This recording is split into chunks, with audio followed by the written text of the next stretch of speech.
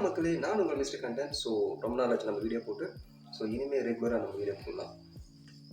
So இன்றைக்கி social மீடியாவில் இருக்கிற வைரலான அப்டேட் என்னன்னு பார்த்தீங்கன்னா, நம்ம லேடி சூப்பர் ஸ்டார் நயன்தாரா அவர்களுக்கும் நம்ம தனுஷ் அவர்களுக்கும் என்ன பிரச்சனை, ஓகேவா?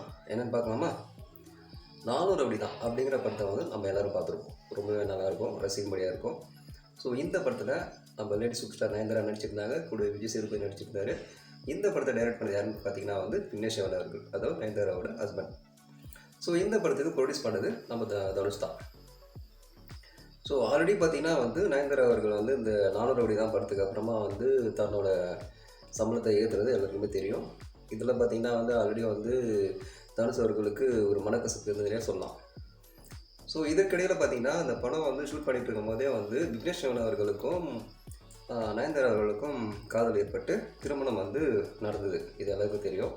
ஸோ இவங்களோட திருமணத்தை ஒரு வந்து வீடியோவாக மேக் பண்ணி ஓடிடி தளத்தில் வந்து வெளியிடலாம் அப்படின்னு சொல்லி ஒரு பிளான் பண்ணுறாங்க. ஸோ இந்த வீடியோவை டைரக்ட் பண்ண பொறுப்பை பார்த்திங்கன்னா வந்து கௌதம் வாசுதேவ் கொடுக்குறாங்க. ஸோ இவரும் வந்து டைரக்ட் பண்ணுறாரு. பட் ஆனால் இது வரைக்கும் வந்து அந்த வீடியோ வந்து எந்த ஓடிடி தளத்துலையும் வந்து வெளியாகலை. ஸோ என்ன ரீசன் கேட்டிங்கன்னா,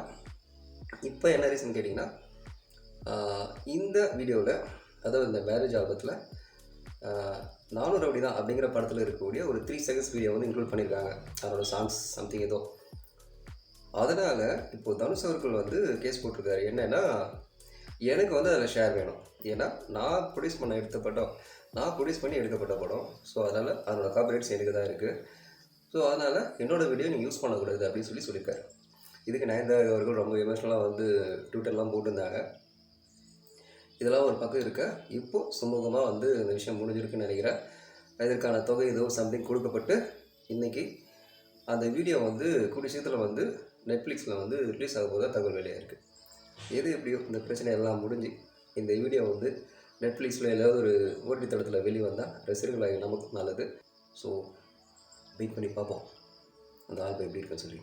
ஓகேவா? மீண்டும் ஒரு இன்ட்ரெஸ்டிங்கான கண்டென்ட்டோட நான் உங்களை மீட் பண்ணுறேன். Until then mister content. Tata, bye bye.